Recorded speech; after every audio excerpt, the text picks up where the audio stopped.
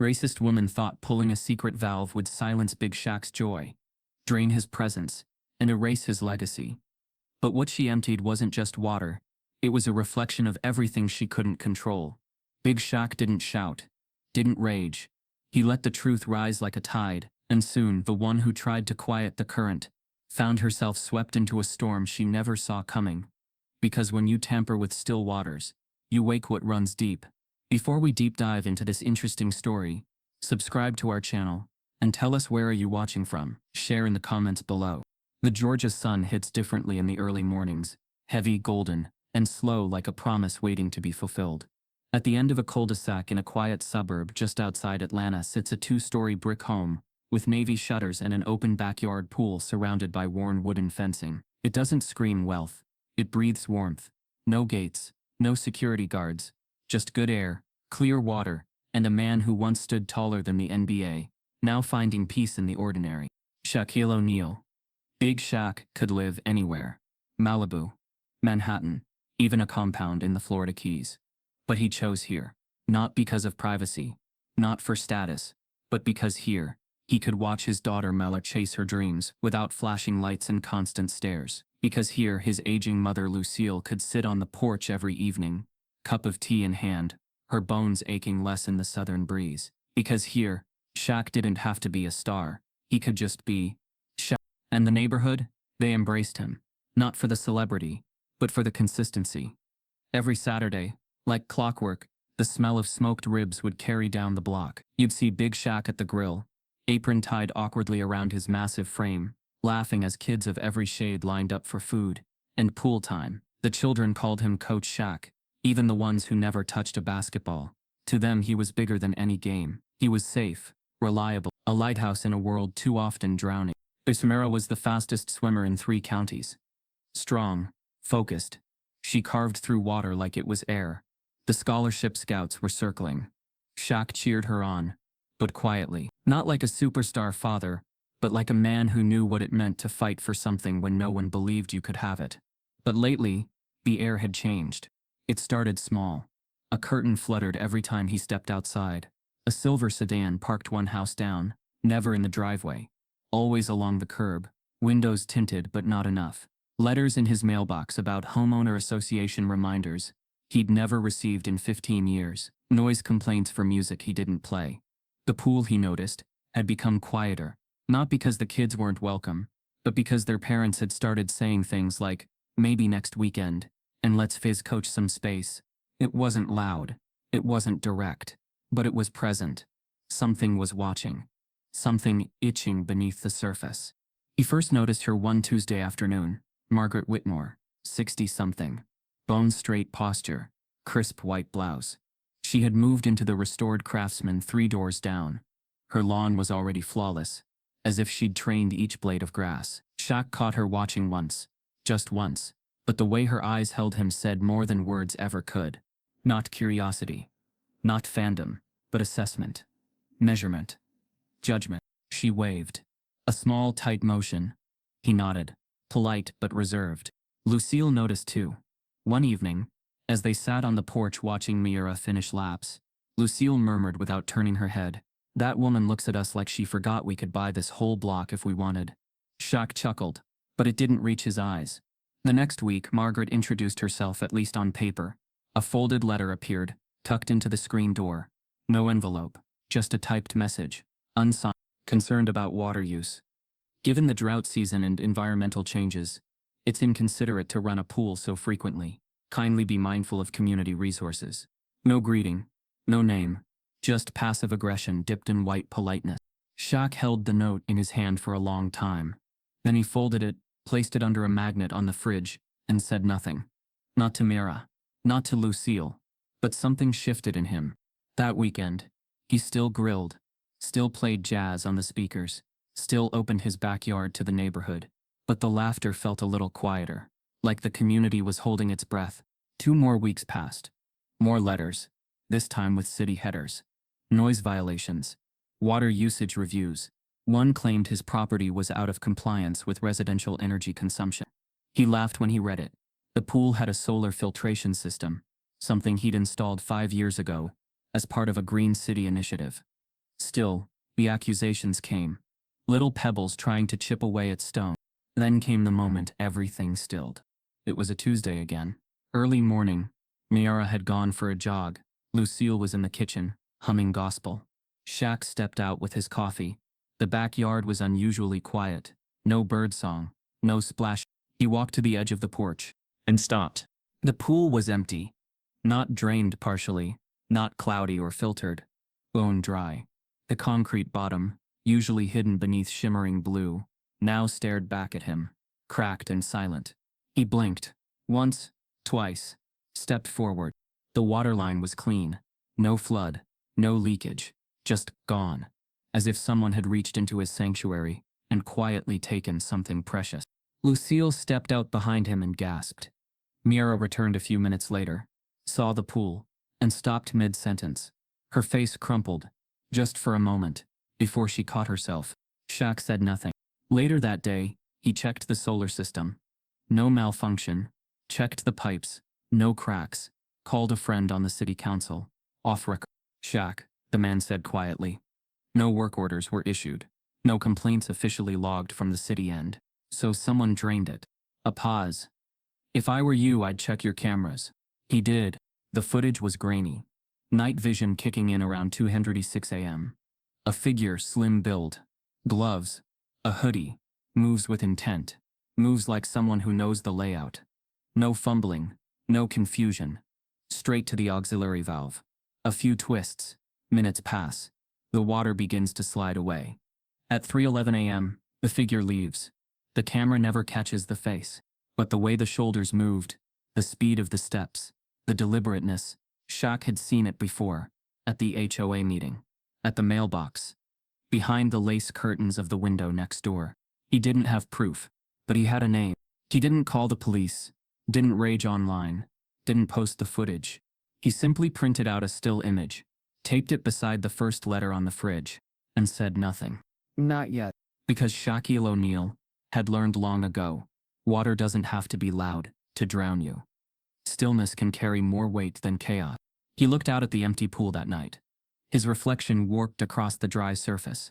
Something had been taken from him, but something had awakened too. And soon, the one who pulled the valve would learn. Still waters don't mean safe ones. Margaret Whitmore believed in lines. Straight lines, clean lawns, strict rules, everything in its place. She wasn't the kind of neighbor who borrowed sugar.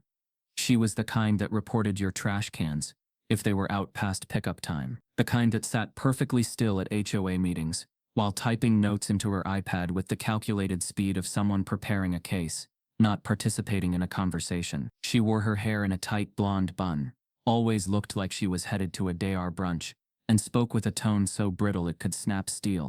To the casual observer, she was just another retiree keeping up appearances in a picturesque Georgian suburb. But to those who'd lived near her long enough, Margaret wasn't just organized, she was obsessive. She lived alone, kept her porch light on even during the day, and somehow managed to keep her driveway free of tire marks, despite never parking in the garage. She had no children, no visitors, and no visible warmth in her voice, unless she was speaking to the white couples who shared her discomfort with what she called the shifting culture of the block. When Shaq moved in years ago, she wasn't around. The neighborhood had been younger then, more diverse and vibrant. But over time, as new waves of residents came and went, Margaret found her opportunity to slide into the recently remodeled home, at the end of the street, 3 doors down from Big Shaq himself. To her, his fame meant nothing. What she saw was a tall black man, with too much presence, too much charisma, and far too much influence over her street. Margaret never knocked on his door. Never introduced herself. She didn't wave unless forced. But she watched. Oh, she watched everything. Her dining room window offered a sliver of visibility into Shaq's backyard.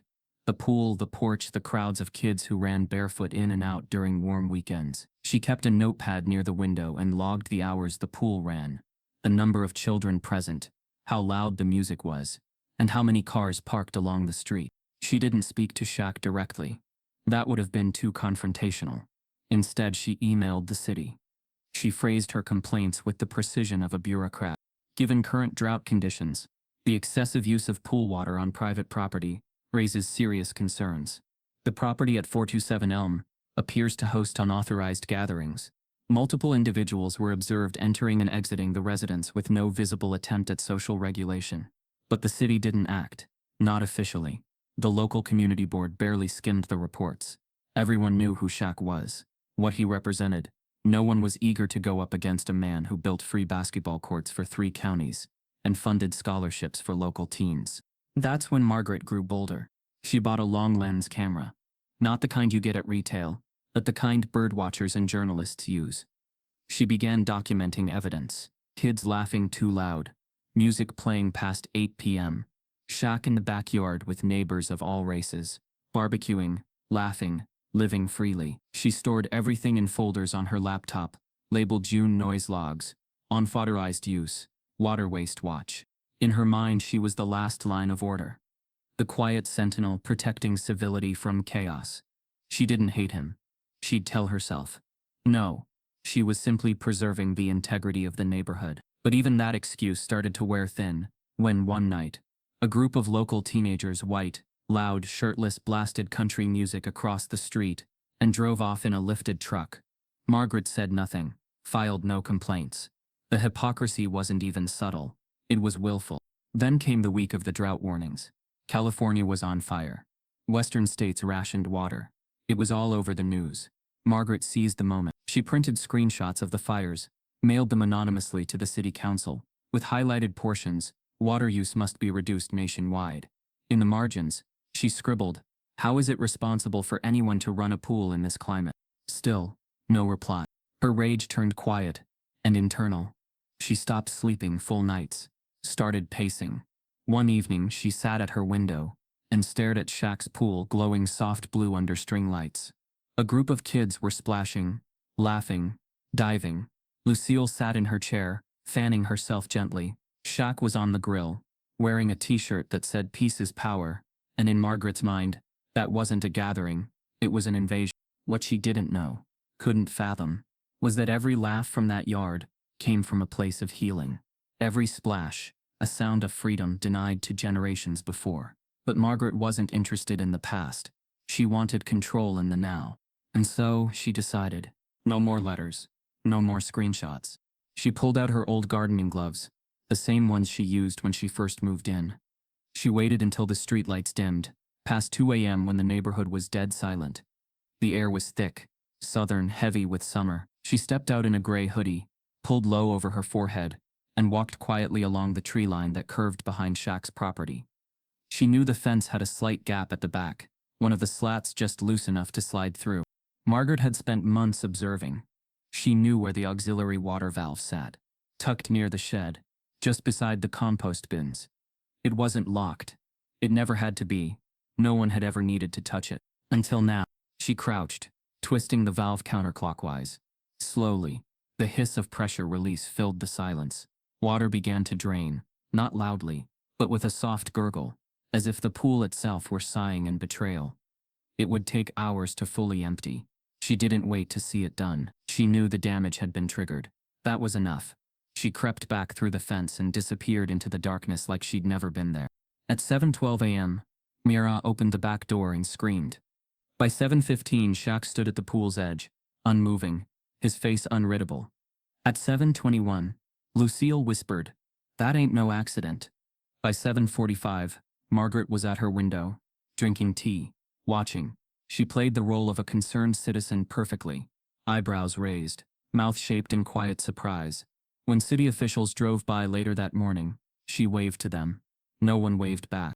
That afternoon, she wrote a new note. Typed again. Unsigned. "Perhaps now you'll consider the message. Resources are not unlimited." She never delivered it. Something stopped her. Not guilt. Margaret never acknowledged wrongdoing. It was something more primal.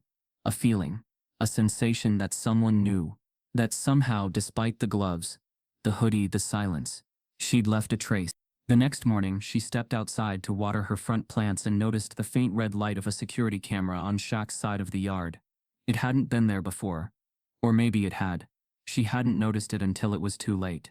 Margaret didn't sleep that night. And for the first time, the woman who always had a plan didn't know what would happen next. The sky was pale, a bleached blue that morning, drained of its usual golden weight. The kind of sky that doesn't speak, only stares back. No birdsong, no wind. Just a pressing silence that settled over the neighborhood like a held breath, the kind of quiet that arrives after something has been taken. The kids came slowly. Some with goggles still looped around their necks, some with towels slung over their shoulders. They shuffled in twos and threes through the side gate, expecting chlorine in the air and the gentle chaos of a Saturday morning swim. But when they stepped into the backyard, they froze. Their feet didn't move past the patio bricks. Their laughter, always the first thing to greet the pool, never arrived. Where water once shimmered like melted sky, there was now nothing. Just a concrete hollow, pale and stained, like the ghost of joy. A forgotten basin. The diving board looked absurd, pointing toward a dry grave. The handrails, too, gleamed cold in the sun, like metal bones. It wasn't just a pool emptied. It was a space erased. Shaq stood at the edge, unmoving. Not in shock, not angry, but with the heavy posture of someone who recognized intent. This wasn't vandalism. It wasn't nature. It was deliberate. It was surgical. The kind of act someone commits not to destroy property, but to send a message. A boy, no older than 9, eyes wide and voice barely a breath, asked, "Did we do something wrong?" Mimera didn't answer. Her throat tightened around words she didn't know how to form. She had been up before dawn. As usual, ready to train. She'd tightened her goggles, laced her suit, and come outside to find her lane stolen. She hadn't cried. Not yet, but her hands shook when she touched the pool ladder and felt no water beneath her. Lucille emerged from the kitchen with a pitcher of lemonade, and for the first time in years she stopped halfway down the porch steps. Her eyes scanned the yard, and then she said, low and firm, "This ain't right." Not loud, not theatrical, just truth, spoken in a voice that had known too many empty spaces, dressed as progress. Shaq turned toward her, his face unreadable. But his stillness was loud. There was a current under his skin, like pressure building beneath a dam. "I'll talk to the kids," Lucille said. Shaq nodded once and walked back inside. He needed a moment, not to escape, but to gather something deeper than anger. He climbed the stairs to his study, a room filled with books, photos, and quiet victories. He sat behind the desk and opened his laptop. No social media, no rants. Instead, he opened the feed from the backyard security camera. He already knew what he'd see. But seeing it, watching the figure move through his yard like they belonged there, the slow twist of the valve, the betrayal of stillness, that confirmed what the pit in his stomach already understood. It was done with knowledge, with preparation, and with an audience in mind. But he didn't send the footage. Not yet. Instead, he made copies, saved the file twice, then uploaded it to a secure folder in the cloud. He wasn't going to let anyone control the narrative. Not this time. Not ever again. Back outside, the backyard had started to empty. The kids had left, their feet silent on the walkway, their heads turned back as if expecting someone to tell them it was a mistake. Mimera stayed behind. She stood at the shallow end, her arms folded, the shadow of the diving board slicing across her shoulder. "You still gonna train?" Shaq asked gently, stepping back out. She didn't look at him. "Can't swim in ghosts." He exhaled slowly, walked up beside her. "No. But ghosts can teach you how to breathe without panic." Miara finally turned her face toward him. Her eyes burned but stayed dry. "I don't want to be calm about this." "I'm not asking you to," Shaq replied. "I'm asking you to remember that they want us to crack first." A long silence passed between them. Then she nodded. Barely. "You think it was her?" Shaq didn't answer. He didn't have to. That evening, the silence in the neighborhood changed. It wasn't peaceful anymore. It was brittle, tight, like an old rope about to snap. Some neighbors stopped by to check in, their voices too cheerful, their eyes too wide. They didn't ask about the pool. They talked about the weather, about the latest HOA newsletter. One of them, a man with sunburnt cheeks and a nervous laugh, said, "At least no one was hurt, right?" Shaq stared at him for a long second, then said, "Water's not the only thing you can lose." The man didn't respond. He just nodded awkwardly and shuffled back down the walkway. Later that night, Shaq sat with Lucille and Mara on the porch. No music played, just the hum of insects and the low rhythm of their own thoughts. "I ever tell you what they did to my school pool in '69? Lucille said suddenly. Desegregation had just started. They drained the pool. Said they needed repairs. Never filled it again. Shaq turned his head slowly. That pool sat dry for 12 years, she continued. Said it cost too much to fix. But we all knew the truth. They'd rather nobody swim than let us in. Miara blinked, slowly. That's not history, she said. That's now. Lucille nodded. Everything old tries to come back dressed as new. That night Shaq couldn't sleep. He walked the perimeter of the backyard, slowly, carefully. He studied the ground near the shed. No footprints, no cigarette butts. Whoever had done it had been meticulous. But people always leave something. He paused at the corner of the yard, where the valve was housed. The auxiliary system was untouched, except for a thin smudge on the side of the handle. It wasn't mud. It wasn't grease. It was pollen. Pollen from a flower that didn't grow in his yard. He walked back inside, opened the neighborhood landscaping guide, something Margaret had distributed herself last month, and flipped to the page listing recommended local plantings. One stood out, pale yellow blooms. Grows fast. Margaret had them along her fence line. He didn't make assumptions, but he filed it away. Sunday passed slowly. The pool sat like an accusation. No one mentioned it. No city notice arrived. No neighbor complained or comforted. It was as if it hadn't happened. As if silence could undrain a pool. But Monday morning brought the unexpected. An envelope. Unmarked. No return address. Slipped under the front door. Inside was a single photo. One of the long lens shots from earlier that month. Kids at the pool. Shaq grilling. Laughter midair. But the photo had been marked. Red ink circled the children's faces. A thick underline below, Mara, and scrawled across the bottom, in sharp block letters. This is not your street. Mara held the photo for a long time. Then she placed it on the kitchen table and walked away. Her silence wasn't passive. It was heavy. Directed. Focused. Lucille shook her head slowly. Lips pressed thin. Shaq looked at the photo, then up at the door. He didn't pick it up.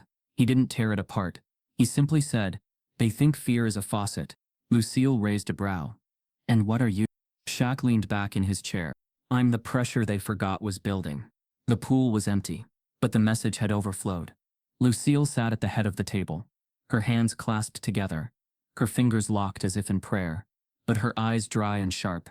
She hadn't said much since the photo arrived that morning. The one with red ink circling children's faces, like targets. Mira had folded it and shoved it in a drawer like it carried a curse. But Lucille had stared at it, long, without blinking, as if memory lived in those marks, as if they pulled at something older than hate, something familiar. Shaq leaned against the kitchen doorway, arms crossed, not out of defense but weight.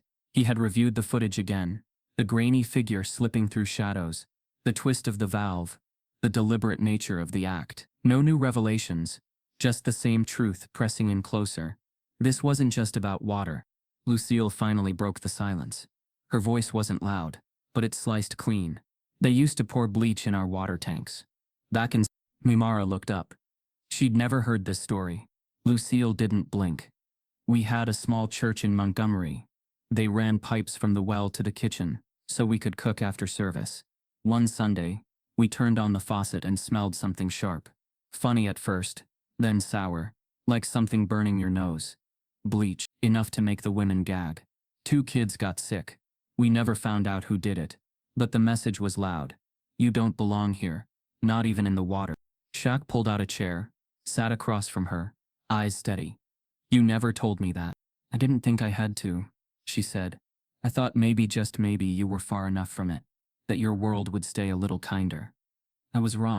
She placed her palms flat on the table. "This isn't about a pool, baby. It's about erasure. It's about people who can't stand to see joy where they didn't plant it. You gave this block something they can't touch. Laughter. Belonging. And now, somebody's trying to remind you, they still think they run the faucet." Shaq didn't respond right away. He just breathed slow, deep. Inhale. Exhale. The air felt thinner tonight, denser. "They see you," Lucille continued, "and they don't see money. They don't see fame. They see a mirror. A tall, proud, black mirror showing them everything they didn't expect on their street. And that mirror makes them uncomfortable." Miera leaned forward, elbows on the table. "So what do we do? Call them out? Go to the press?" Lucille shook her head, slow and deliberate. "No, not yet. Ghosts don't knock, baby. They sneak. They haunt. They wait until you forget they're there. That's how they win. When you react too soon. You don't throw a punch at a whisper. You listen. You track the echo. And then when you speak, you make sure the whole room hears it. Shaq turned to the laptop again. He scrubbed the footage frame by frame, watching the figures walk. The shape was unmistakable. Not just size, but posture. The rigid gait of someone who walks not with stealth, but with entitlement. A walk that didn't fear consequences. A walk that said, "This is mine." "Margaret," he said quietly. Mimura stood up. "Then let's confront her." "No," Shaq said. Calm. Grounded. "That's what she wants. If we go loud, it turns into he said, she said. She's already laying the groundwork. Notes, complaints, rumors. If we escalate, we give her the story she's already started writing." Lucille nodded. "She's building a case. Let her keep going. Let her dig that hole deep enough that when we shine the light, the whole world sees who's standing in it." The next morning, Shaq filed a report, not with the police, but with the city water department. Quietly, professionally, he submitted the footage along with documentation proving the pool's eco-filtration system was installed under a federally approved pilot program.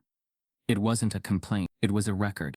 Later he reached out to an old friend from college, who now worked with an environmental nonprofit focused on urban sustainability. He asked for data, public numbers. How many gallons had his system saved over the years? Could they document it? They could, and they did.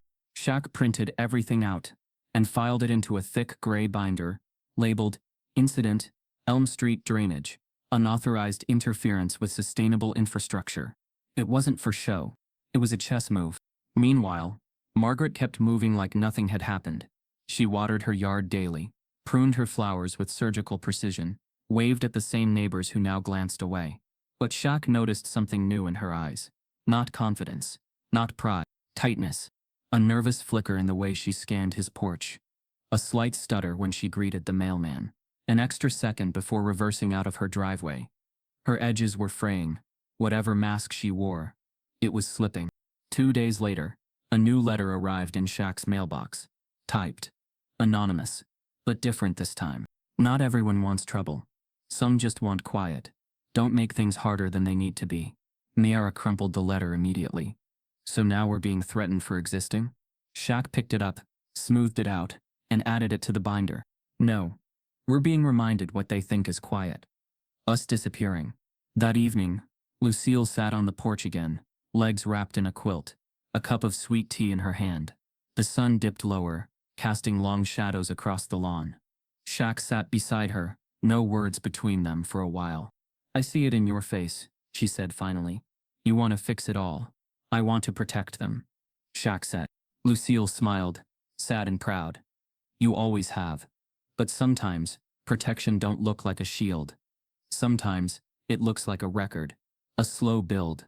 A truth that waits." Shaq watched Mara in the backyard, running laps around the edge of the drained pool. Her own way of pushing forward. Her own kind of resilience. "They think we don't see it," Lucille said. "But we do. We've always seen it." Shaq nodded. "I see it now." That night, he placed the binder in the center of the dining room table, beneath the overhead light. It sat there like a loaded weapon. No bullets, just pages. And each page told the same story. This didn't start today. And it won't end in silence. She began quietly. Her whispers slid into ears during neighborhood walks, slipped into side conversations after HOA meetings, murmured softly across hedges and fences. "It's not personal," she said. "It's just about maintaining order." Her tone was never angry, just concerned, the way only someone confident in their perceived righteousness could be. She never mentioned race, never used words like them, or us. But she didn't have to. The phrases she used were surgical. Too much foot traffic, outside influences, increased risk of liability, water use inconsistency. She distributed phrases like seeds, confident they'd grow roots, in minds already softened by bias. And soon they did. Within 2 weeks, the tone of the block shifted. Conversations at the community garden became more guarded. Invitations stopped landing in Shaq and Mamera's inbox. And then, the official letters began. First came the notice from code enforcement, citing a potential violation in accessory use of residential property. language that sounded dense but meant almost nothing. A week later, a city inspector showed up unannounced, clipboard in hand, polite but persistent. "Just checking that the solar filtration system aligns with current code updates," he said, glancing around like he didn't want to be there. Shaq welcomed him in, calm, cordial, but firm. "We've been compliant for years," he said. "If there's a new rule, I'd like it in writing." The inspector left 30 minutes later with no findings. But Shaq knew better than to be relieved. This wasn't about the rules. It was about sending a message: "We're watching you now." Days later, a petition began to circulate under the title "Protecting Peace and Property, Reestablishing Neighborhood Norms." It called for the limitation of frequent large gatherings, restrictions on shared amenity usage, and water conservation standards to be reviewed for homes with open pools. It was unsigned. But everyone knew whose printer it came from. Shaq didn't respond. Not publicly. Not in anger. Instead, he listened. He watched. And he waited. Because what Margaret hadn't accounted for was that not everyone was as quiet as he was. Across the street, Mrs. Evelyn Harper, a retired high school teacher who had taught for 40 years in DeKalb County, had watched the petition land in her mailbox. She read it twice, folded it neatly, and walked it over to Shaq's porch herself. "They're trying to shrink your voice by drowning it in bureaucracy," she said, her cane tapping hard on the wooden steps. "But I didn't raise 3 kids through the civil rights movement to see silence win again." She posted a photo of the petition on her Facebook page with the caption, "When good people stay quiet, bad policy writes itself. Not on my street." Within hours, it had been shared over 200 times. Then came Lyle and Hunter, 2 former students Shaq had coached during their high school years. Now in their 20s, they still lived nearby. One worked in digital marketing, the other was studying law, and both of them had seen enough. They started a thread on X, formerly Twitter, breaking down the coded language in the HOA petition line by line. They highlighted past decisions made quietly by the board that had disproportionately affected Black and Latino families on the street. They posted satellite images showing how Shaq's backyard pool was no different in size or use than 3 other homes on the block. Their thread ended with a line that struck a nerve. "They're not mad about water. They're mad about who's allowed to make waves." The post exploded. Thousands of shares. Comments flooded in from activists, city dwellers, suburban families, even former teammates of Shaq's from across the country. Miyamara, who had kept her head down through the mess, finally stepped into the light. She pulled out her phone and filmed a short TikTok standing in front of the backyard gate. No music. No editing. Just truth. She held up the crumpled letter from earlier, the one that said, "Water is for everyone, not just the loud." "I swim to earn my future," she said. "They drained our pool to remind us we weren't supposed to be here. But I'm not leaving. And I'm not lowering my voice to make them comfortable." She walked back and opened the gate. Behind it, the empty pool gleamed in silence. The video went viral within a day. Poolgate began trending on social platforms. News outlets picked up the story. Local first, then regional. Headlines read, "HOA targeting local Black family after pool incident," and "Legendary athlete faces racism in suburbia." Reporters called. Cameras circled. A drone even hovered briefly over the backyard before being shooed away by a stern Lucille holding a broom. But even as the story took flight, Margaret refused to blink. At the next HOA meeting, packed now, thanks to Evelyn's post, she stood in front of the fold-out table, clipboard in hand, pearls around her neck, and spoke with rehearsed calm. "This isn't about race," she said, her voice honeyed but clipped. "It's about preserving community standards. This neighborhood has always prided itself on peace and order. We must be mindful of patterns that threaten that balance." Shaq stood in the back of the room, silent, watching. Mrs. Harper raised a hand. "Can you define what you mean by patterns?" she asked, her tone deceptively pleasant. Margaret hesitated. "Excessive gatherings, non-residents entering frequently, disturbance to routine." "And does that apply to everyone on this street?" Lyle asked, stepping forward. Margaret smiled, thin and brittle. "Of course." Hunter pulled out his phone. "So how come there are 0 filed complaints for the Taylor house 2 doors down, even though they host game nights with 30 people every Saturday?" Murmurs spread through the room. Someone coughed. Someone else shifted uncomfortably in their folding chair. Margaret's smile twitched. "This isn't about singling anyone out," she said. "We're just trying to be proactive." But the room no longer felt hers. The next day, the local paper ran an editorial titled, "When Neighborhoods Hide Behind Rules." It cited Shaq's situation, but also mentioned others, similar patterns of coded language, and selective enforcement happening in towns across the country. Suddenly, this wasn't just about Elm Street. The fire had caught. But even as the story ignited, Shaq remained composed. He answered no interviews, declined press statements. He let the community speak. And they did. Letters poured in.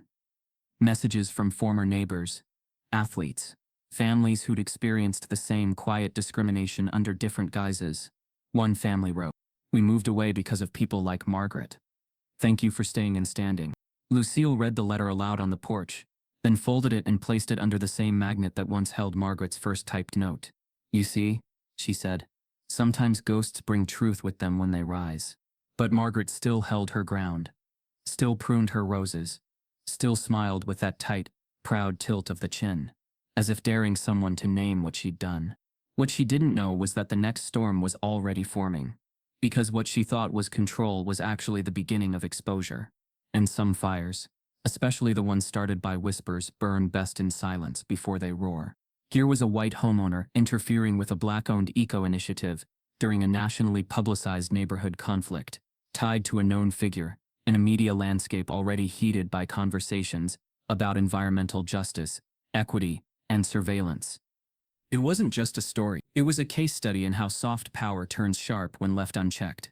While this quiet alliance built behind the scenes, Margaret remained unaware. She was still pruning her garden, still attending HOA meetings with her clipboard and carefully worded suggestions, still watching Shaq's house like it might erupt into noise and disobedience at any moment. She thought the media storm was dying down, that the TikTok fad had passed, that the neighborhood would move on. She didn't see the storm forming beneath her feet. Then came the notice. Not mailed, not emailed, hand-delivered in a formal white envelope by a plainclothes city official on a Thursday afternoon. She opened it with shaking fingers.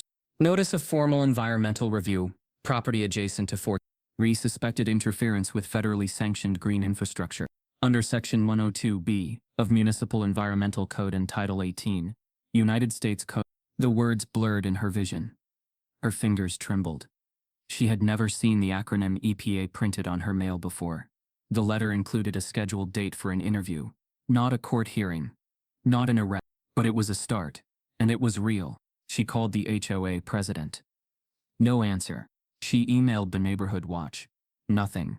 When she finally reached one of the board members, the same one she'd whispered to at the garden, they spoke cautiously. "I think you should consult legal counsel," they said. "This has gone further than the board can touch." For the first time in weeks, Margaret sat in her living room with the blinds drawn and felt small. Meanwhile, back at Shaq's home, Lucille was reading through an email from the Environmental Justice Coalition. It was titled, "Upcoming Case Studies, Suburban Suppression of Green Zones." Her name was listed under contributors. She smirked as she sipped her tea. "You see," she told Miara, who had just come home from swim training. "They thought draining that pool meant turning us into silence. But baby, that pool was a dam, and now it's breaking." Miara had been quiet for most of the fallout, not because she didn't care, but because she was watching how the world moved. When someone like Margaret pushed the dominoes, she had seen it before. Classmates suspended for standing up to teachers, black friends blamed for the tension they didn't create. But this time, the playbook was in their hands. Shaq brought the team together that weekend. Not lawyers, not officials, but the people who mattered most. Community members, activists, students, journalists. They gathered in his yard, standing around the dry basin, not as a place of defeat, but of reckoning. Lylan Hunter showed up with binders of digital traffic metrics. Muriel handed out printed versions of her video's comment section. Thousands of messages from people sharing stories about similar neighborhood incidents. One kid from 2 blocks over raised his hand and said, "My parents never let me go to the pool before. Now they're asking when you'll fill it again." Shaq looked around at them all and said, "We don't just fill it with water this time. We fill it with proof." The plan was subtle, strategic, and devastatingly effective. The news crew from Sustain and Survive aired a full investigative segment. The following week, Drain, Divide, Discriminate. When Neighborhood Control Masks Suppression. The episode opened with Shaq's footage, never altered, never dramatized. Just the quiet figure slipping through his yard, turning a valve and erasing joy under moonlight. The voiceover said only one sentence. When silence becomes strategy, even the quietest crime can scream. Viewership skyrocketed. National networks picked up the story within days. Environmental blogs, racial justice podcasts, urban sustainability forums. The clip circulated across platforms, and people weren't just watching, they were responding. Within a week, the city council received over 9,000 digital petitions demanding further accountability. The Environmental Justice Coalition filed a civil investigation request, and the Office of the Inspector General opened an initial review. Margaret was no longer a whisper. She was a headline. But even now, Shaq hadn't said a word to her. He hadn't knocked on her door. He hadn't shouted across the fence. Because he didn't have to. Her garden, once the most pristine on the street, had overgrown edges now. Her mailbox leaned slightly, unattended. She still came outside, still straightened her porch flag, every morning. But she did it with the awareness of someone being watched differently now. When a reporter approached her on the sidewalk one morning, asking for a statement, she froze. Her mouth opened, but nothing came. The camera clicked. The image was used in an op-ed titled, "The Face of Suburban Entitlement Meets Consequence." The pool remained empty, but not for long. Shaq waited until the investigation was in full motion, then filed a permit to begin restoration, not just to refill the water, but to expand the infrastructure. He partnered with the Green Initiative to turn part of the yard into a community sustainability demo site, complete with signage, plant beds, and open educational tours. It would be a permanent installation. Public, protected. The new system would be bigger and louder, because this time, the water wouldn't just fill a pool. It would carry history. Margaret thought she was turning a valve to silence someone. What she didn't see was that she'd triggered a system built to fight back. And now it had. Shaquille O'Neal walked into the room 15 minutes before the meeting began. No entourage, no flashy entrance. Just calm, centered gravity. He wore a dark navy suit, no tie, clean collar. Mara flanked him to his right, Lucille to his left, both poised and quiet. Behind them, two legal advisors and a representative from the Environmental Justice Coalition took seats in the reserved row. Across the room, Margaret Whitmore sat in the third row, back perfectly straight, lips pressed in a thin line of superiority. Her blouse was a powder blue, her hair meticulously styled, her pearl necklace sitting like armor around her throat. Her hands clutched a stack of papers, copies of bylaws, environmental codes, printouts of anonymous emails she herself had seeded in earlier months. She looked confident, but her eyes flicked once, twice toward the projection screen at the front of the room. The mayor opened the session with forced optimism, acknowledging the growth of the city's sustainability efforts, and thanking the community for their engagement. He nodded toward Shaq. "Tonight we welcome a contributor whose commitment to this city extends beyond sport or celebrity. Mr. O'Neal, the floor is yours." Shaq stepped forward, slow and composed. He didn't carry notes, no script, just a small USB drive held between his thumb and forefinger. He inserted it into the laptop at the podium, and the screen behind him lit up. The first slide was quiet, a still image time-stamped 3:02 a.m., a figure in gloves crouching beside the auxiliary valve in Shaq's yard. The room held its breath. Then the video began to roll, grainy but clear enough to see movement. The figure reaches the valve. A pause, a twist, the hiss of release. The slow, deliberate draining begins. Timestamps track each motion. Then the screen shifts. Blueprints flash across the screen. The architecture of Shaq's green infrastructure system, stormwater collectors, filtration layers. The circulation route designed with city engineers and approved under the Urban Eco-Grid Act, signed and funded through a federal sustainability grant 3 years earlier. A slide follows showing the system certifications, grant IDs, and signatures. Official, stamped, documented. The air in the room goes cold. Shaq turned to the audience only then. "This isn't about a pool," he began, his voice low but carrying. "This is about the space it held, the laughter, the teaching, the community that formed around it. What was taken from me wasn't just water. It was legacy." He paused. "It was the early mornings my daughter spent training to become something more. The Saturday cookouts, where kids who never had fathers found one for an afternoon. It was a place where history didn't chase us, where we weren't being reminded, constantly, of where we weren't welcome. He didn't need to raise his voice. The silence of the room amplified every syllable. What happened on that night, he said, turning briefly toward the screen again, wasn't an accident. It was intentional. And it wasn't just trespassing, it was tampering with protected public infrastructure. A system designed not just for my home, but for the benefit of this city's future. It was federal. It was documented. And it was violated. Gasps broke across the room. Someone whispered, "Wait, federal?" At that moment, the slide changed again.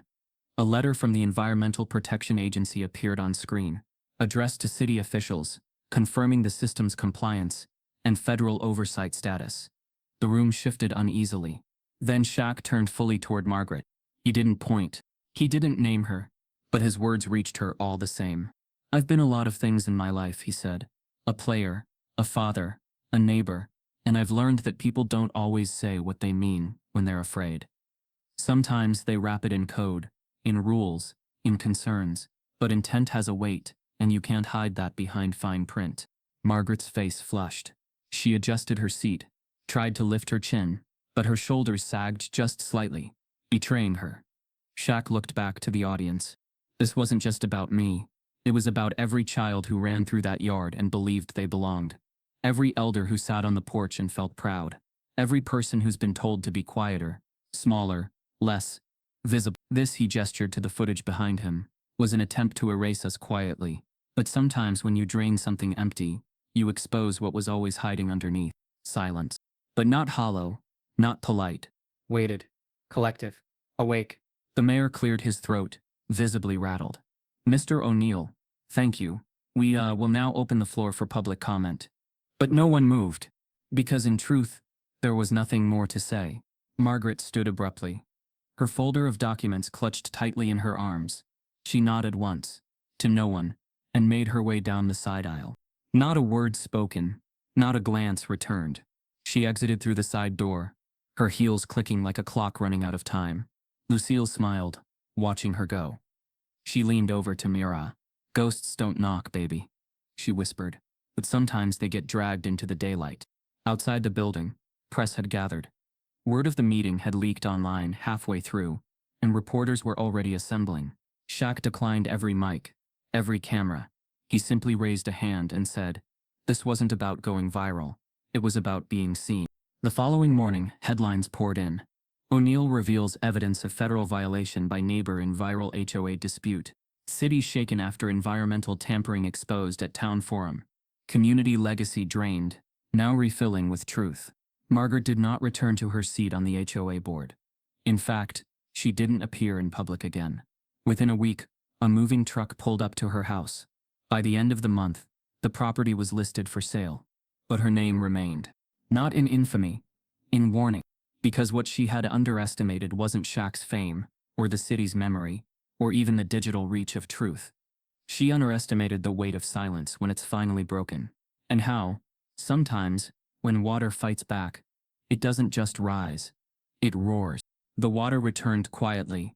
No ribbon cutting, no speeches, no ceremonial fanfare, just the rhythmic gush of filtered stormwater, flowing back into the deep basin, the sun catching it at the surface, until it shimmered like forgiveness. It took 4 hours to fill, 4 slow, steady hours, that somehow felt shorter than the weeks that had led to it. By the time the last ripples smoothed themselves into calm, the air in the yard had changed, not just fresher, full, as if the pool itself had never been meant to hold just water, but memory, resistance, and something closer to legacy. Shaq stood at the edge again, this time not alone. Miara flanked him on one side, Lucille on the other. Behind them a scattering of neighbors, some new, some old, stood in quiet recognition. The tension that once threaded through the cul-de-sac had loosened, and in its place was something closer to clarity. Not everyone had changed, but those who did now spoke louder. The first letter of apology came 2 days later. A handwritten note, folded in thirds, left on Shaq's porch under a rock, unsigned. "We let silence speak for us, and it said the wrong thing. I'm sorry for not being better when it mattered." More followed. A couple from 3 houses down who had once nodded at Margaret's remarks, now stopped by with a potted plant and an invitation for coffee. A teenage boy from the block over emailed Miora to say he'd been inspired by her video. that he'd switched his senior thesis to focus on environmental racism in suburban neighborhoods. Local journalists started calling, not for scandal, but for stories, feature pieces, podcasts, student newsletters. Not one of them asked for dirt. They wanted to understand how a quiet injustice could unfold in plain sight. They wanted to know how someone who'd built a life of dignity could respond without rage and still be heard louder than anyone yelling. Shaq agreed to a few interviews, not because he sought attention, but because visibility now meant protection for someone else down the road. In one interview, he was asked how it felt to be vindicated. He smiled, measured. This was never about being right. It was about being left whole. Mira's video, still circulating, had taken on a second life. High school and college classes used it as a conversation starter. The city's Youth Environmental Alliance offered her a full scholarship to their water conservation and civil planning program. She hadn't decided if she'd take it yet, but the offer itself was a marker, a reminder that resistance doesn't always look like protest. Sometimes it looks like presence, standing still when the world tries to drain you. Shaq added one more feature to the yard. Not a new fence, not another camera, just a plaque. Small bronze, installed beside the pool steps. They tried to drain us, but we don't stay empty long. He didn't announce it, but word spread. Visitors came by just to take photos. Teachers brought students on field trips to talk about sustainability and social equity. A small sign in the garden bed nearby read, "Community resilience begins with water, and the people who protect it." Lucille sat by the porch more often now, wrapped in her favorite floral quilt, watching it all with quiet pride. She had lived long enough to see eras repeat themselves, injustices return wearing different clothes, polite racism dressed as neighborhood etiquette. But this felt different, not because the hate had vanished, but because it had been dragged into daylight and left no place to hide. One morning, as she sipped her tea, she turned to Shaq and said, "What you built here ain't just a yard, it's a statement, and not everyone gets to make one that stands after they're gone." He nodded, soaking in the words. "You think it'll last?"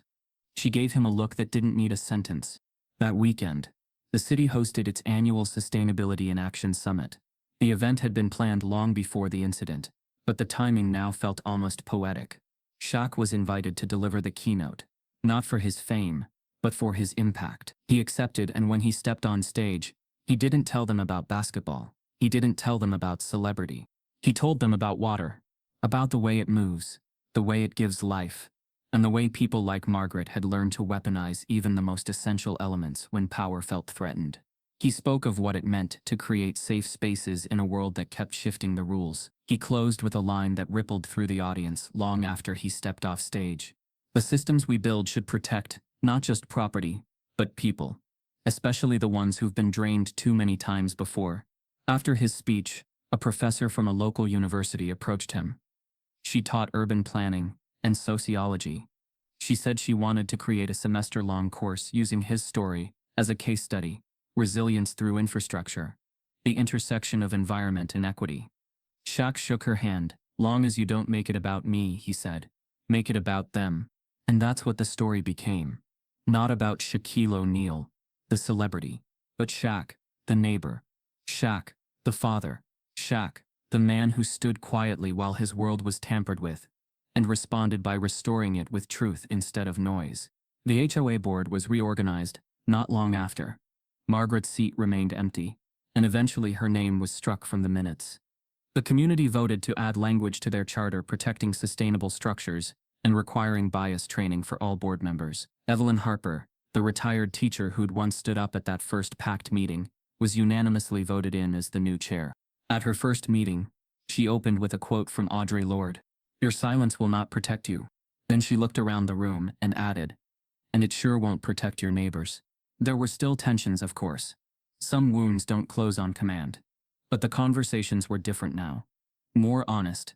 And honesty has a way of setting roots deeper than pleasantries ever could. Mira began training again. This time not for scholarships, but for herself.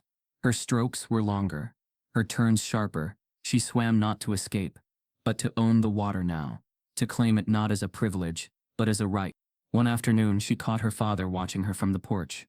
She climbed out, breathing heavy, water dripping down her arms. "You think we'll always have to fight this hard for something simple?" she asked.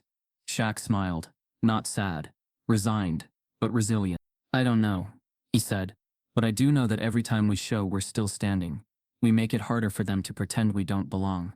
And with that, Miara nodded once, dove back in, and disappeared beneath the surface. Strong, deliberate, unstoppable. The water moved around her, not drained, not stilled, just rising. It was Minera's idea to host the fundraiser.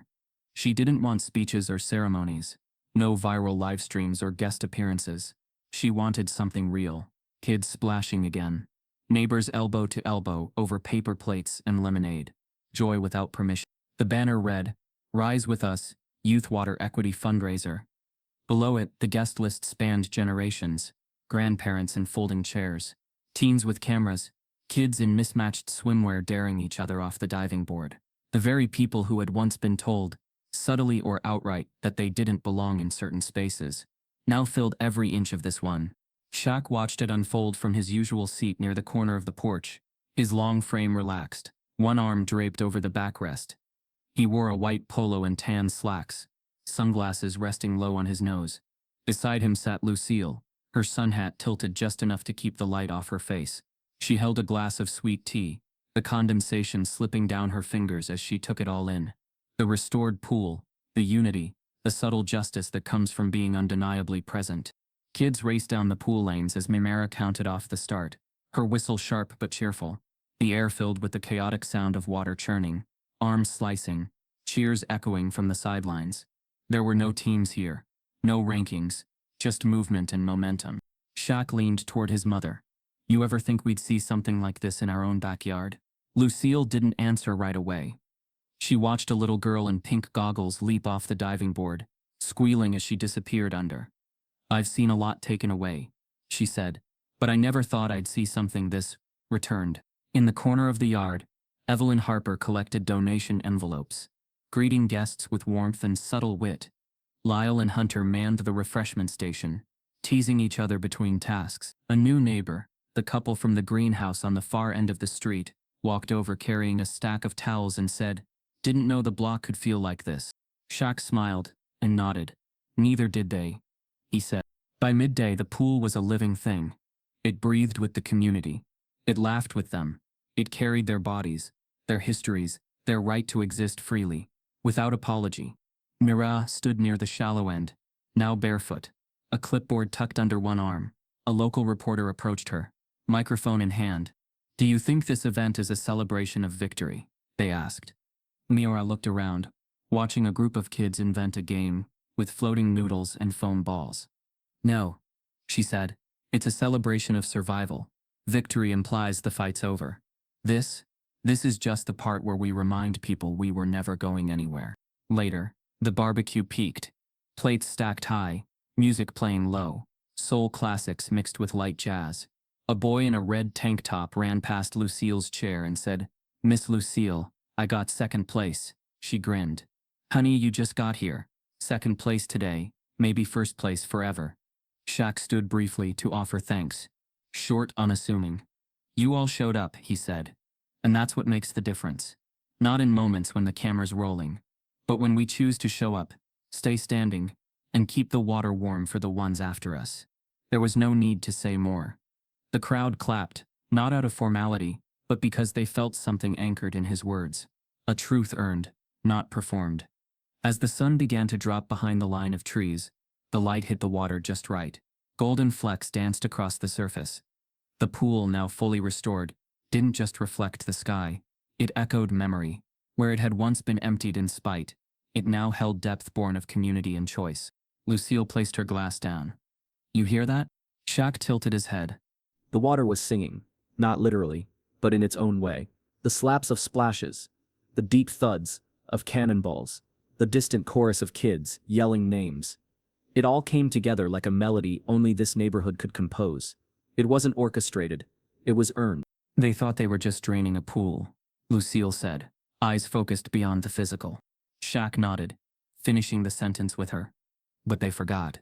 Water remembers where it belongs, and it had come back. If this story stirred something in you, don't let it settle.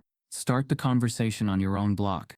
Ask what's really being drained, and who's being silenced in the process. Because change doesn't always start with protest. It often starts with presence. And when water remembers where it belongs, so should we.